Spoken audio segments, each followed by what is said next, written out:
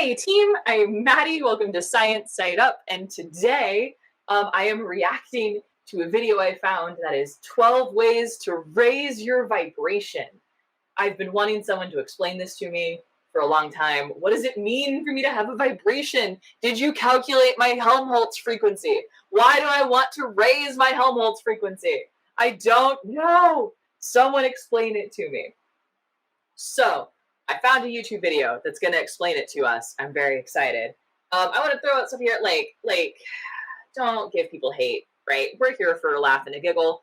Her channel is way bigger than mine. She's got like, how many subscribers? Yeah, over 1 million subscribers. She's pushing 2 million, right? And I'm over here at like 2,500.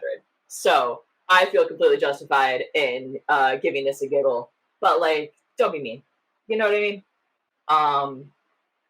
Anyway, so that's what I got to say about that. I'm very excited. I want someone to explain to me what my frequency is, why it matters, how to raise it, and all I watched was like the first 30 seconds of this opening, and there were pictures of crystals and essential oils, and I'm already just so excited. I'm so excited, team. I'm so excited for the nonsense that's going to spill out from this video. So let's get to it. I want to see. I want to know 12 ways to raise your vibration plus frequency lightning bolt emoji.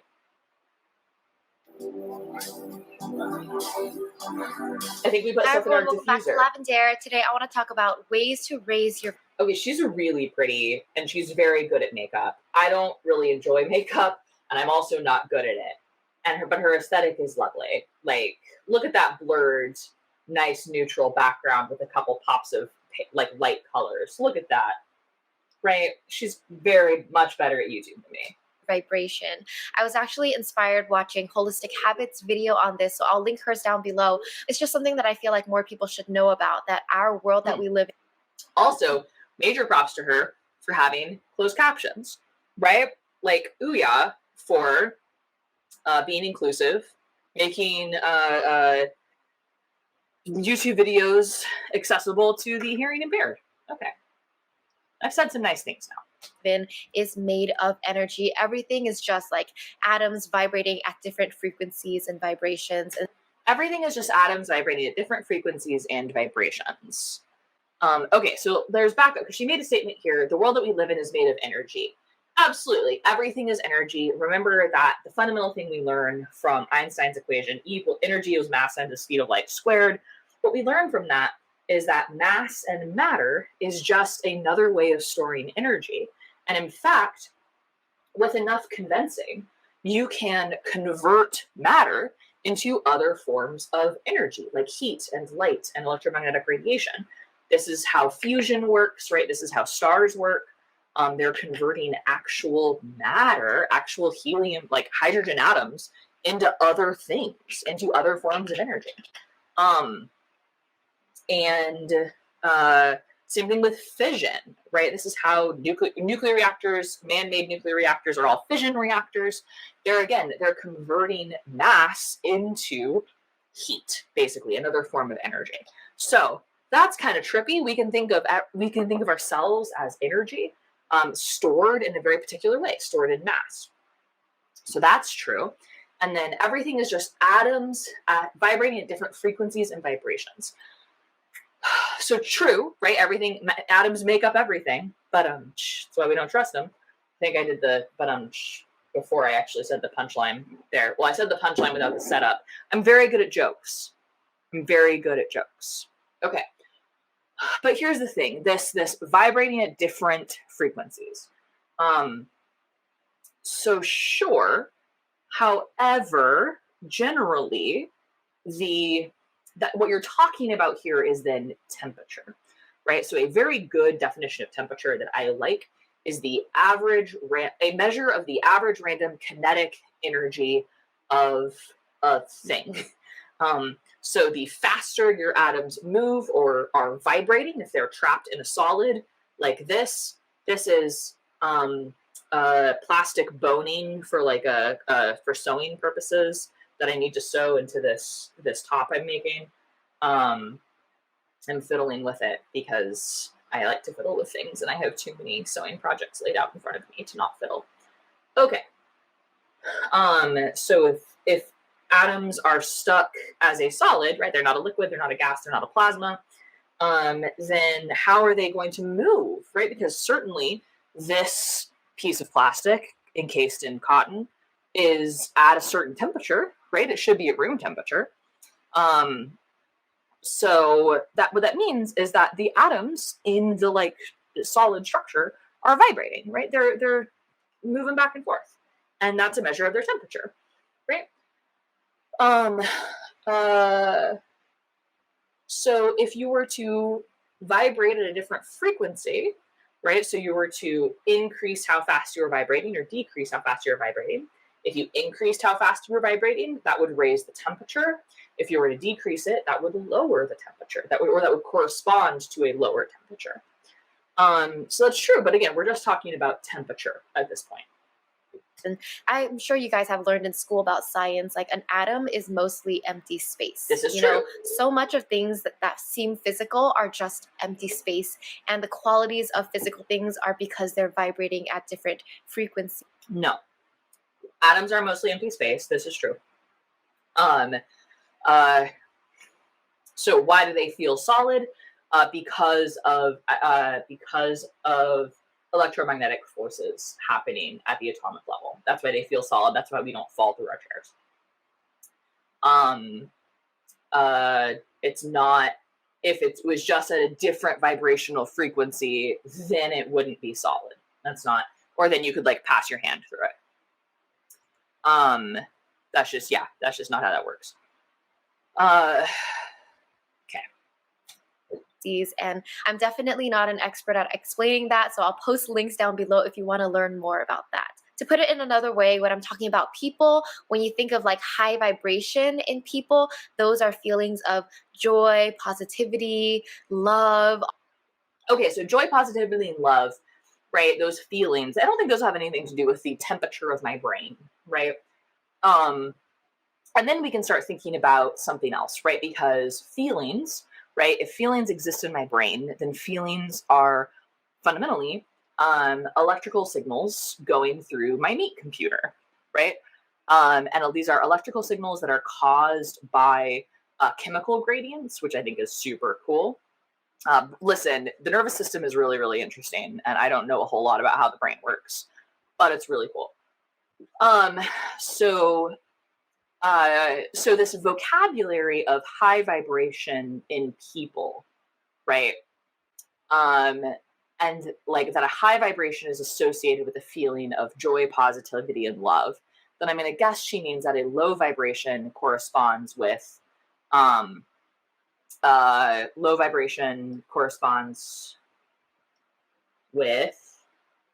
sad feelings, sadness and anger and depression and whatnot. So that's like, so now our vocabulary isn't matching. Now the vocabulary of the pseudoscience isn't matching like real science stuff. Because you could maybe describe the particular frequency of an electrical signal that corresponds to feels real good. You could in theory do that, I think, says the non-neuro expert. But I have no idea if that's a like high frequency or a low frequency signal. And this like this language here seems, and then again, that's not the same as vibration, right? That this is, now we're actually talking about an electrical signal, the same type of electrical signal that is like sent through a wire, right? Some of our neurons kind of act like wires. So there's like a chemical potential that happens on this side of the wire, and that triggers an electrical signal that travels down the neuron, down the wire, and causes the release of certain neurotransmitters, so chemicals, right? And then that chemical gradient, those chemicals go on and are absorbed, right? That's a chemical signal that goes to the next neuron, which then makes the signal too. And so like, but I think like it might just be that like each nerve, now I'm definitely showing my ignorance, because I'm trying to think of like, can a single nerve send different types of signals, right? Which would mean different electrical signals. Or does a single nerve only send one type of signal? And like feeling happy is when lots of neurons are all firing, lots of neurons that fire the happy signal are all firing the happy signal. I'm not sure. But that's okay. The point here is there's not a particular again, there's not an atom that if you make it vibrate faster, you'll feel happy. That's not how that works, right? It's this like chemical potential turning to an electrical potential, turning to an electrical signal that then triggers a chemical reaction that turns into a chemical potential, right? It's a whole process. But I suppose you could relate. Well, maybe, I don't know. Doesn't matter. All right, so this language here is breaking down really fast. All of those are high vibrational feelings or states of being, and lower vibrational states of being are depression, sadness, anger, all of that. So, and then so this is the idea that again, so this language is breaking down this idea that low vibration is bad. So like that's what they're using that language to communicate, but it doesn't have any physical basis, right? The other thing I want to point out here is that this seems to be centered on what I think is a very toxic idea, that it is bad to feel sad or angry, right? No. Like if you were at a funeral and you did not feel sad, that's an indication that something is wrong, right?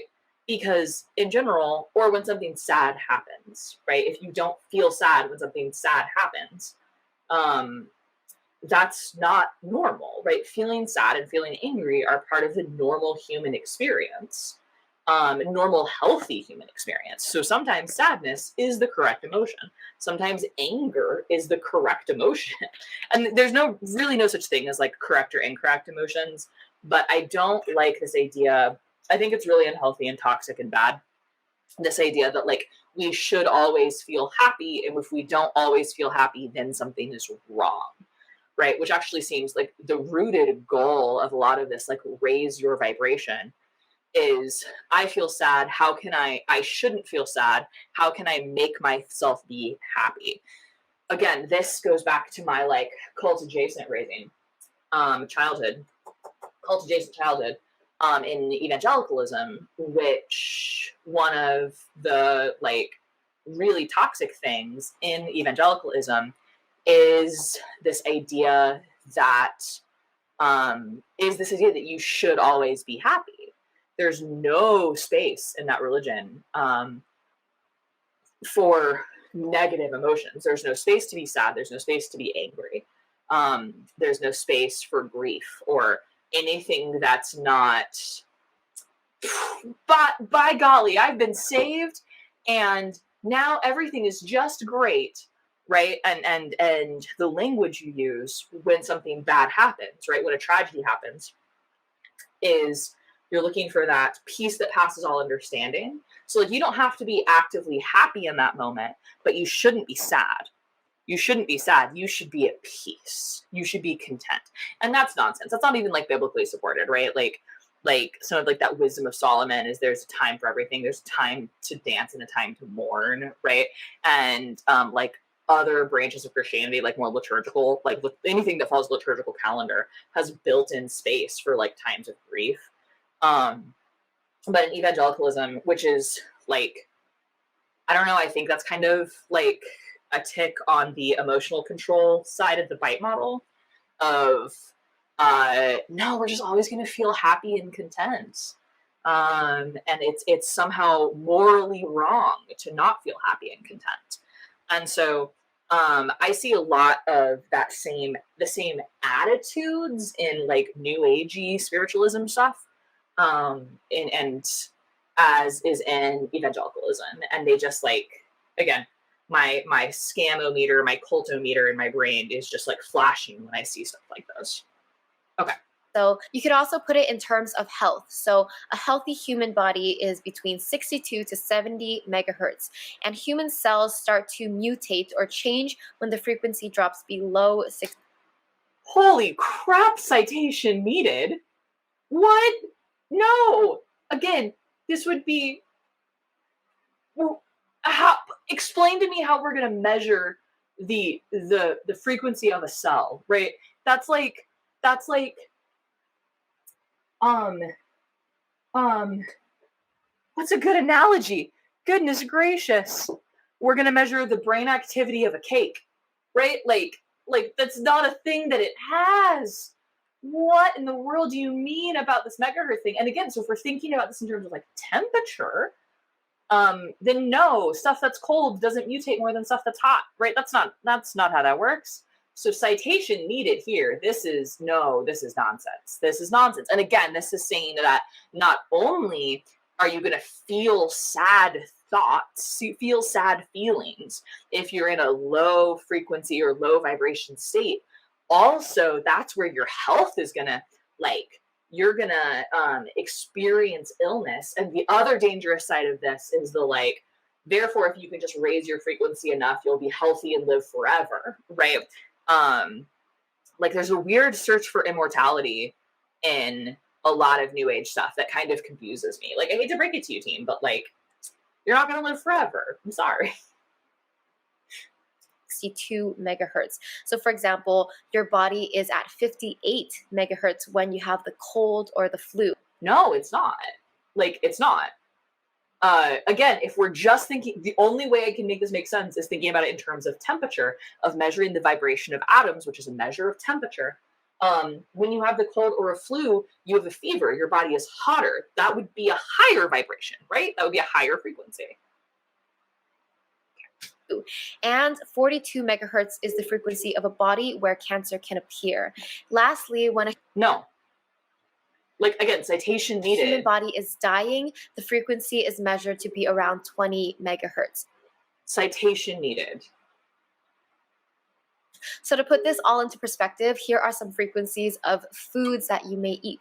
So dead foods such as hamburger and chicken have a frequency of 3 to 5 megahertz. Raw almonds vibrate at 50 megahertz, and living greens like broccoli and wheatgrass have a frequency of 70 megahertz. I hate to break it to you, love, but wheatgrass and broccoli, when you eat it, it is dead.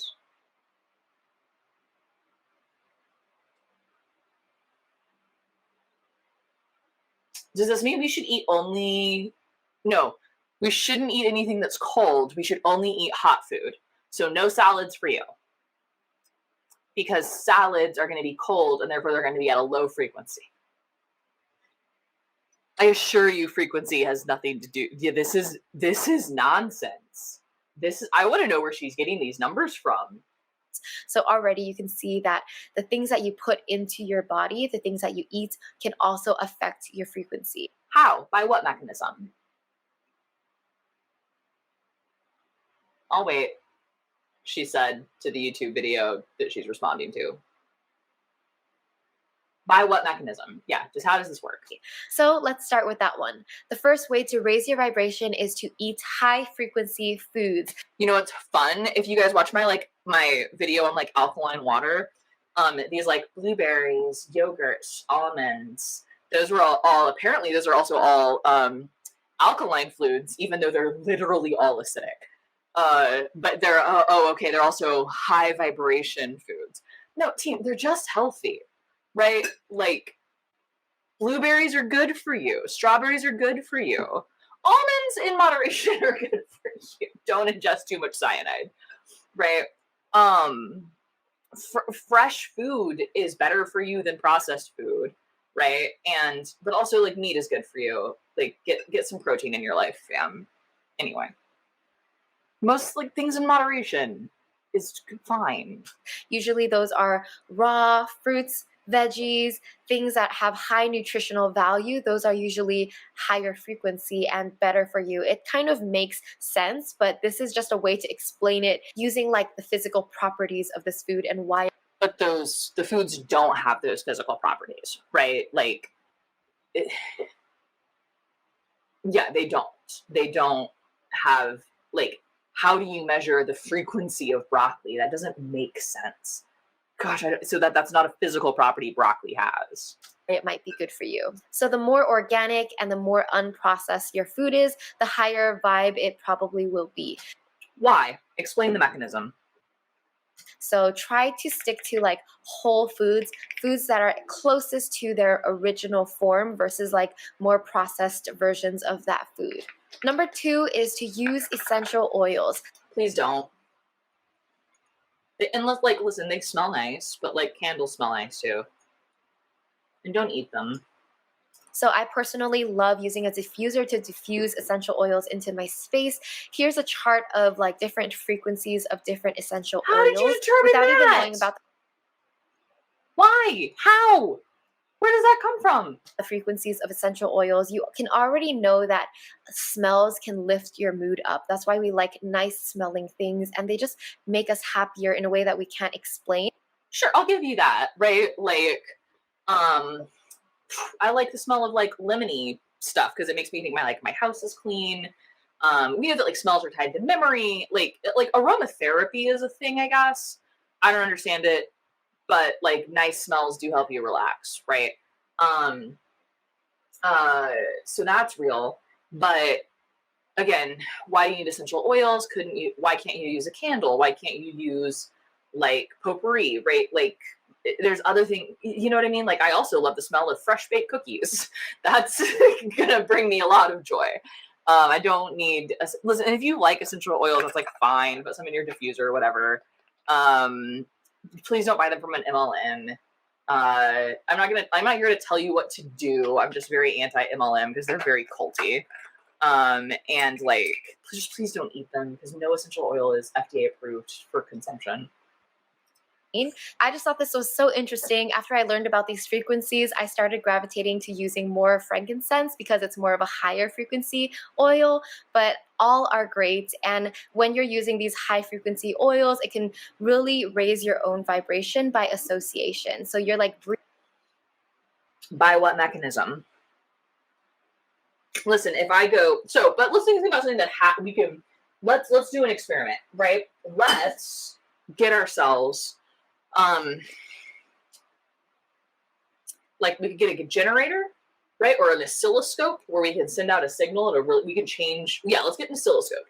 Let's get an oscilloscope where we can put out a specific frequency. We can send out a signal at like whatever frequency we want. Let's do like 300 megahertz. I don't know. We can do that. Why not? Why not?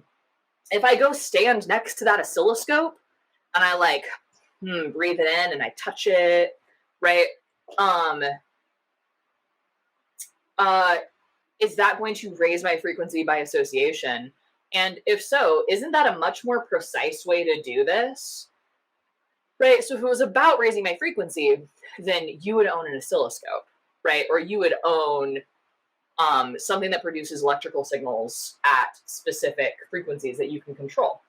Not a diffuser and essential oils and eat whole grains, right? Because there would be like more efficient ways to do that. Can I eat junk food and whatever I want if I then negate that low frequency food with my special electrical signal generator? Can I do that?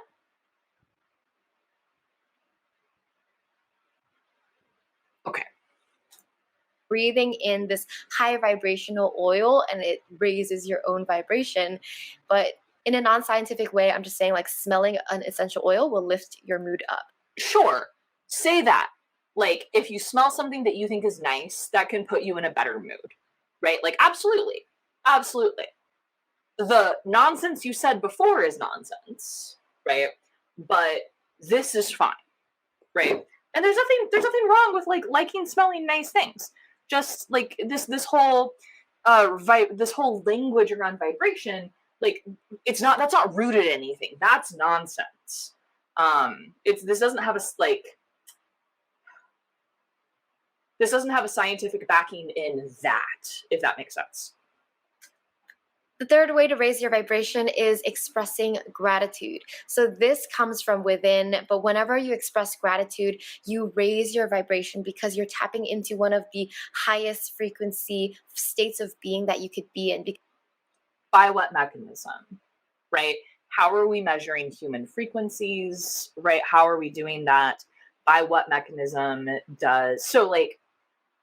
the only thing I can think of that comes close in like an actual neuroscience sense is that you can like create new neural pathways. And I think there's some validity in like the expression of gratitude in treatment in like cognitive behavioral therapy. Because one of the things, one of the like, what do you call it? Okay, cognitive behavioral therapy looks at a lot of like these default thought processes that are like caused by anxiety or depression, and such as black and white thinking, such as always catastrophizing, such as thinking in a worst case scenario. If I, not my field, I'm just in therapy, and then trying to like recognize those thought patterns, recognize that they're not logical, and then replace them with something else is my layperson's understanding of the very basics of cognitive behavioral therapy. So gratitude is one of those like replacement things. So like instead of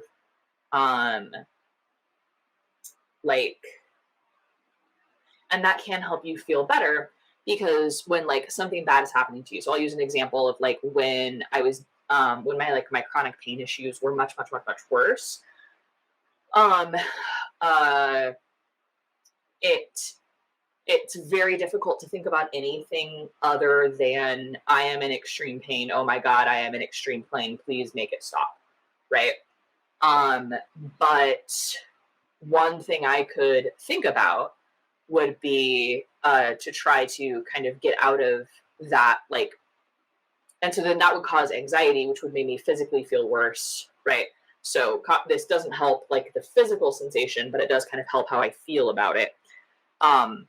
Would be, well, what is something I can be grateful for today, right? Well, I can be grateful for, even though I am in pain, I have a really supportive partner who went and got me lunch, right? And I can like be grateful for that. And so that can help break you out of like negative thought patterns. And I'm not talking about like, listen, I have like a lot of like, it's okay. It was perfectly fine that I felt like angry or sad or whatever have you, surrounding like being in a lot of pain. But that also doesn't mean that everything is bad, right? And I was having also been a lot of anxiety around it. And so helping me cope with the anxiety is like gratitude. Oh my goodness. Okay, so all of that to say, so there is some like a little touchy-feely, non-hard science stuff about, yeah, okay, so if you like can say like replacing these like anxiety-driven, consistent, negative, illogical thought patterns with intentionally stepping in and being like, I'm going to name 3 things I'm grateful for. Or another great one that more people know about is like, I am going to not think about those things for a minute. I am going to do the like, name 5 things I can see, right? There's some basic techniques there that just kind of help you break out of like what I refer to as an anxiety spiral, right? So anyway, so there's some stuff here.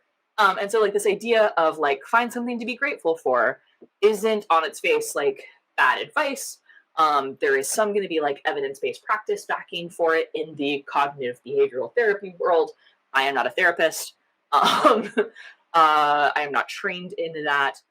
But again, as with like, hey, eating blueberries is healthy for you, it's not more complicated than that. It's not like it's going to raise your vibration and make you into a more like enlightened, evolved person. Like none of that is real. It's just you'll probably feel better if you eat some fresh fruits and vegetables every once in a while instead of like only red meat or only takeout, right? Because gratitude is all about abundance. It's all about what I have versus what I lack. And gratitude is just one of those things that if you practice it every day, there's no way that you can be a sad person. There's no way that you can be a sad person. I call BS. Right? Because like depression is caused by a chemical imbalance of the brain. No amount of gratitude is going to fix a chemical imbalance of the brain. It can be a helpful coping mechanism, right? Like I described with anxiety, but it doesn't make me not have an anxiety disorder, right? It doesn't cause me to not be anxious. It can help me be a little less anxious in the moment, right? It's a coping mechanism, not a cure, if that makes sense. And listen, I really hope that this lovely woman that we're responding to doesn't deal with depression and anxiety. I really hope you don't, because I wouldn't wish those on anyone. They are terrible and suck and I hate them, right? But that's not like, it's not being a sad person and you can't, like, have you tried being grateful? That's just so ableist language, right? That's just not cool. And also she said something a second ago, what was it? It's all, gratitude is all about abundance. It's about what you have versus what you lack. So I don't like this abundance mindset that feels like new age prosperity gospel to me, because the prosperity gospel is if I am just a good enough person, then I will be wealthy, right? Then I will be wealthy and be perfectly healthy and either live forever or die quietly in my sleep at 130, right? And so there's this idea of, well, if I am just grateful enough, then I will have a life of abundance and be happy all the time. That's really toxic. That's really dangerous. That's making my cultometer blink. Because when you're grateful, you're naturally happy and thankful, and you feel like you have enough. Okay, great. So you're a happy, grateful person, and then something very bad happens, right? I could name a lot of things from the news right now, but that will just make me sad. Let's go with you're a happy, grateful person, and then you get hit by a bus and like are, I don't know, severely injured and disabled for the rest of your life. Sadness and anger are going to be reasonable responses to that event, right? And no amount, and like when that happens, if you responded to that with joy and gratitude, that's terrifying, right? That's a very inappropriate emotional reaction. And I'm not here to tell anybody how to feel, right? However you feel in a situation is that's just how you feel. But like to expect that I'm just going to be like happy and grateful and full of joy at all times forever is insane, right? And bonkers. Positive thinking is another way to raise your vibration. And I feel like this one's obvious, but just I have to say it. You know, if you feel like you're being negative, you're worrying, or you're stressing over something, just switch your mind into being positive. This feels like a thanks I'm cured kind of moment. I follow that Reddit. It's subreddit. It's great. That's just have you like, oh, you say you're depressed? Oh, you're anxious? Have you tried not being anxious? Right. Okay. I hate to break it to you, love, but if you have like an anxiety disorder, like you can't just choose to be positive, right? You physically can't. My brain won't let me. being optimistic, seeing what's going right in your life versus what's going wrong in your life. And it is a simple mindset shift, but it can really change your mood. It lifts you up, and you feel like when you're depressed and stressed, you're like this. Your body naturally just like tenses up and crumples into a small ball. But when you're positive and Okay, if you are able to, when you're feeling down or stressed, right?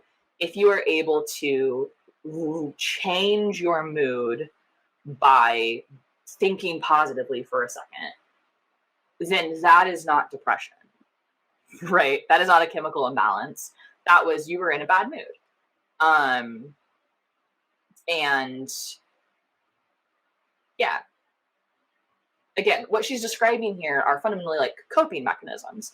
And coping mechanisms, so like, oh, if you're sad, have you go like, listen, if you feel like everything's awful, the first thing I'm going to say to a friend who tells me that is like, have you eaten today? Have you had any water? Right? Have you been outside?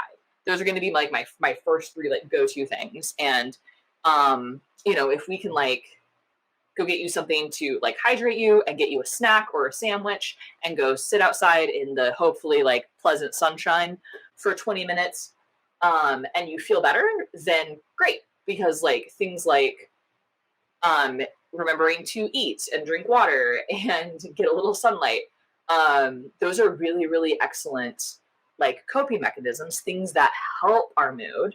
But if we do those things and you don't feel better, right, that doesn't mean that they're not like generally helpful. That means the thing that you're dealing with can't be fixed with a glass of water, right? Because like moods and stuff like that comes in, it's all relative, right? Anyway, this is your daily reminder to hydrate or dihydrate. and you're open and you're feeling love, you naturally open up and you accept life for what it is. So it really does a huge thing to change how you feel. Listen, accepting life for how it is definitely something that I like am an advocate for. That's something that like, again, when chronic pain was much more prevalent for me, was something I worked on in therapy a lot of like, let's talk about accept this is what it is, apparently. Like, how can we like accept that and move forward and be able to have like still experience a life with like joy in it. Right. And so like accepting life for how it is, but like, please recognize when you're coming from, it's much easier to accept life how it is when you are coming from a position of financial stability, good health, but that's both physical and mental health, right? And other like privileges, right? But if your housing is secure, you're not worried about where your next meal is coming from, right? So like she's not saying anything like wrong here, and this isn't science. This is just like this is like toxic positivity. Sometimes being positive is a weird, inappropriate reaction to a situation, right? And there's some situations that you shouldn't accept, right? Like there's the advice my mom gave me when I was a kid. If there's something that you don't like, there's two things: you can learn to live with it, or you can change it. I'm like, yeah, okay, fine. And that kind of like actually kind of helped when I was dealing with like chronic illness, because it was, I can't really change this. I've been trying to fix it and I can't. So the only other option is to learn to live with it. So how can we make my like quality of life better? Right. And so that turned to like a lot more pain management versus trying to fix the root problem, because sometimes you can't identify the root problem. Right. Anywho. But like, okay, I think I've made my point. I don't like toxic positivity. It raises your vibration to be positive. Number 5 is to hang with high vibe people. So you might notice that some people have a brighter energy about them. They're just fun to be with and you want to be with them. Hang with the people who are radiating that positive energy, and you will receive that positive energy. It will actually raise your own vibration. So again, it's not going to raise your vibration because that's a nonsense word. But this also sounds like actually something out of a bite model, right? I think it'd be like behavior control, maybe like it's controlling the in-group and out-group thinking.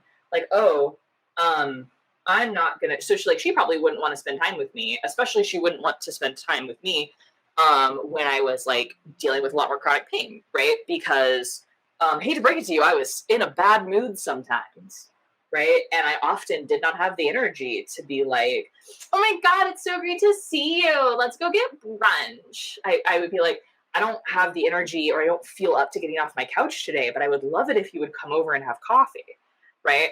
I bet that would mark me as a low energy person and that she wouldn't want to spend time with me, right? So it sounds like you only want to spend time with, this seems like a recipe for shallow friendships, in my humble opinion. I'm only going to spend time with people whose lives are perfect, right? I'm only going to spend time with people. I'm not going to spend time with someone who's going through a rough time because that's going to lower my energy, lower my vibration, being around them. So that, I don't like that. I don't like that at all. That seems very in-group, out-group. As well, because energy like attracts like. No, it doesn't. Similar to the saying that you are the average of the people you spend the most time with, your frequency is the average of the frequencies of the people you spend the most time with. So nonsense on the frequency. And so I guess I can see that, like, if you're spending time, there's an argument that, like, if you're spending time around people who are encouraging, like, let's say you were trying to exercise more, right? If you spend time around people who are like, I like to exercise, hooray, it might make that easier for you to exercise, right? So if you're thinking about if there's like a habit you're specifically trying to build, or maybe when you're trying to break, being conscious of who you're like investing time in, because you know they're either going to encourage or discourage that behavior in you. I guess that kind of makes sense, but like that's not, it's not fundamentally doing anything about like vibrations. So the more you surround yourself with positive, high vibe people, you will be that way as well. But if you find yourself hanging out with people who are low vibe, they will also bring you down to their level as well. Number 6 is to use. So, okay, I hate to break, but again, she kind of said the quiet part out loud. Like, there's an ice cream truck nearby.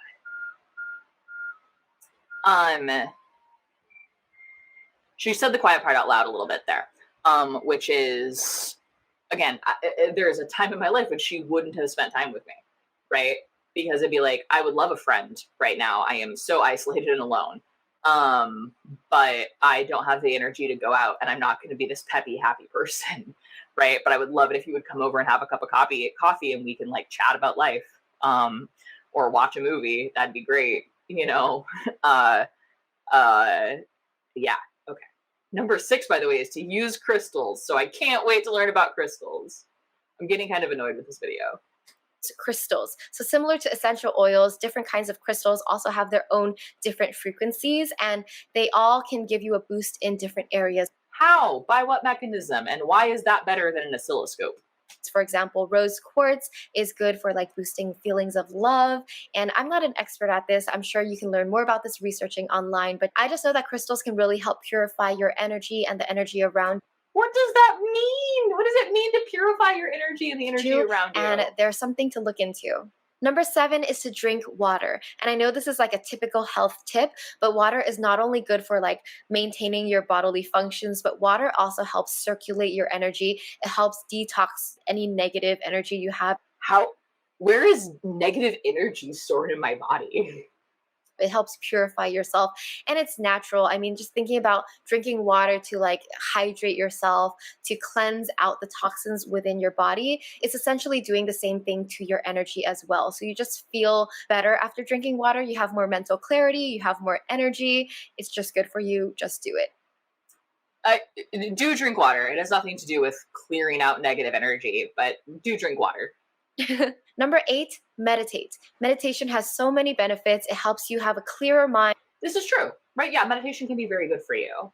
It helps you de-stress. It helps you maintain balance in your life, feel grounded. There are so many benefits that I feel like I don't have to sell it. You should know by now that meditation is amazing for you. It's essentially a way to practice returning to your core, your true self, your soul, and it really raises your vibration because when you meditate, you learn to stop thinking negative thoughts. You learn to control your mind a little more, that your thoughts aren't running like on autopilot. So when you have more control over your thoughts and your mindset and your life, like you just feel like you have it together. So that will naturally raise your vibration as well. I don't. She slipped in that thing about negative thoughts that I'm not a big fan of. Um, and there's also so like this is so like meditation is very good for you. It yeah that like it helps you be grounded. It is good for your mental health. All of those things are true. But when she said it's going to help you like control your thoughts, that makes me a little concerned because that's immediately like the evangelical phrase for this is like take every thought captive. And that's incredibly unhealthy, right? And again, when you're meditating, you're not only thinking positive thoughts. The goal is to like not think. The goal is to just like be in your body and be fully present in the moment. And as thoughts come in, you just sort of like, what's that called? Monkey brain. You sort of like you take the thought and you let it go and you let it like flow by like a river. So it's not about only thinking positive thoughts, which is again that's that like evangelical take every thought captive thing. And so like her language here is pinging my cultometer again. Anyhow. Number 9, practicing acts of kindness will also raise your vibration. You'll notice that when you do nice things for others, you feel good about it too. It like boosts your mood to help others, to give others, to be kind, just because kindness is one of those high vibe. So I agree that like doing something nice for someone else often makes you feel good. Um, and that's kind of like the rising tide lifts all boats sort of thing. But again, that's just like these are just wellness tips except for crystals. Yeah, and it has nothing to do with vibration. So some of this language that she's using just is nonsense, but some of the root of it is okay. Actions. So the more that you are kind to others, the more that your state of being is going to raise up and you're going to live in the states of like kindness and love and positivity. See, no. And like, okay, so there was once like when my like anxiety was at its worst, um, the one of the like best things I have ever done, right? And I felt really good about it was a friend of mine, um, like something I had done had unintentionally triggered a lot of anxiety for her. And like she called me and um is asked me to basically do something different. Right. Sorry, I'm trying to not give any details. And even though like I didn't do anything wrong, if that makes sense. Like, right? Like, but sometimes anxiety triggers are weird and irrational. And that was something I had done was in a weird, irrational way, triggering a lot of anxiety for her. And it was what I had done and what I was about to do, right? There was a course of action I was engaged in. And she asked me just like, I know this is ridiculous, but would you not? Right. And I did that, right? I was able to respond to her the way I wish people would respond to me when I was anxious, right? And in my opinion, not to toot my own horn, but that was a kind thing to do, and it felt really good. It and this was in a moment of my life when my anxiety was like really, really out of control and like not appropriately medicated. Um, and that one act of kindness didn't change that, right? And other acts of kindness didn't change that. It's more, that doesn't change the like messed up neurochemistry. But like, yeah, please be kind to other people, right? You might like yourself more. I don't know. Being kind to other people is a good thing to do, and we as a society would be better if everyone was kind to everyone, right? That's a good thing to do, but it's not a cure for mental illness, right? It doesn't mean you're going to feel kindness and love and positivity and live in the states of kindness and love and positivity all the time, it doesn't mean, and like having not done an act of kindness that day isn't why you still feel anxious, right? Isn't why you feel depressed, right? So this is general, not bad advice, but there's some hidden ableism in it, especially in regards to mental illness. Okay. And that's a great place to be. Number 10 is to move your body or dance. Like literally, when you move your body, you're literally like energizing yourself because you're kind of like shaking things up. And so I think on the physical level, you're raising your vibration because like the frequencies are like increasing, I think, when you're moving. I don't know if that's scientific, but love, I'm sorry, nothing you said is scientific. Nothing about vibrations. Nothing you said is scientific. Hold on, I'm gonna sneeze. also like when you move, like your soul. But yeah, moving is really good for you, especially if you're like in a creative endeavor. If you're like stuck, get up and move your body, right? Moving your body is a great way to get out of your head. So like I do like improv classes, and we do a lot of like, if you don't know what to say, walk out and start doing emotion, right? Because like you don't want to get stuck in your head. The best way to get out of your head is to get into your body. I know that's like a wooish phrase, but moving your body does feel good, right? This is another coping mechanism. It's not a cure, it's a coping mechanism. Okay. Feels good as well. I don't know about you guys, but I love dancing. So when I dance, I express myself, and I feel like it's a spiritual thing as well as physical. Creative outlets are absolutely wonderful, right? I have 12,000. You have a creative outlet. Also move your body. These are both really good things that are good for you and good for your mental health, right? Hydrating, getting enough sleep, take some time to meditate. These are all things that are good for you. Anyway, continue. So moving your body and dancing can also raise your vibration. Maybe it's the endorphins too, that it will really... Endorphins. It produces endorphins. To quote Legally Blonde, exercise makes you happy. What is it? Exercise produces endorphins. Endorphins make you happy. Happy people don't murder their husbands. They just don't. Right? That's what's happening, right? Is if you move your body, you produce endorphins. Endorphins raise your mood. That makes you feel happy. So it has nothing to do with a vibration. This would be the mechanism, right? Endorphins is a mechanism that we know that, like, oh, okay, movement, dance, whatever have you. Endorphins, the feeling of happiness. Excellent. This is the first time we've had a mechanism for anything we've talked about. Boost your mood, but it's all of the above. Number 11 is breathing deeply. So when you breathe deeply, you're giving your body more oxygen, and that energizes your body. And I don't know about you, but every time I talk about breathing, it just makes me want to breathe deeper, because it's similar to meditation too. Like that's how you feel centered.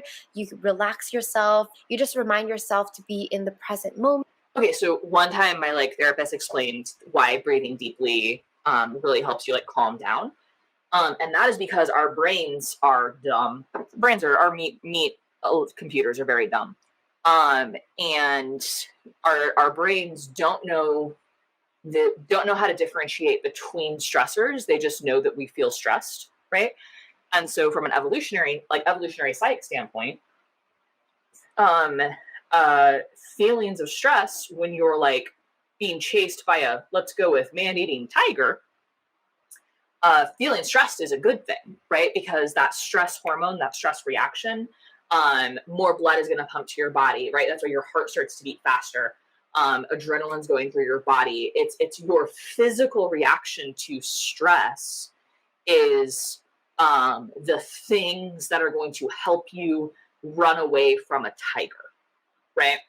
And your meat brain, your meat computer, doesn't know the difference between a tiger and I have a lot of homework, or I have to give a presentation tomorrow, right? It doesn't know the difference. But the signal to tell your brain that that the tiger is no longer a threat right, is to think about if you got away from running away from a tiger, you would sort of like sit and breathe heavily to recover from the physical exertion you just did, right? So that like sitting and breathing calmly and deeply, right, um, is sending a signal to your brain that we got away from the tiger. You can stand down now, right? But your brain is very concerned about tigers. It's very worried about it. Okay. And you feel more alive when you breathe deeply, because most of the day we're not conscious of our breath. It's just on autopilot. But once you really put awareness to your breath, you feel so much better. You feel like, oh, I've got it, like I'm okay. Lastly, number 12 is to look around and notice beautiful things. So when you see beauty in the world and you appreciate it, it actually raises your vibration, because it associates yourself with the feelings of like love and presence. And yeah, and this is nice. This is also the like, what are 5 things you can see, 4 things you can hear. It's a way of grounding. It's a way of like, especially if you're like catastrophizing a bunch of things, to like bring it back to yourself. Nothing to do with vibrations. Nothing to do with vibrations. Okay. I'm bored with this. I'm done with this. I'm sorry that I got into like, we got out of science stuff very quickly and into wellness and culty stuff. So I don't know. Anyways, that was a different one. But we did it. We reacted. I hope you guys liked it. I think that's all we're gonna do for right now. We've been going for almost an hour.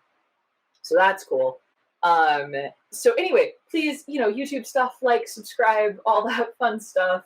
I guess I should shill other things I do. Know that like every Wednesday I am playing tabletop RPGs.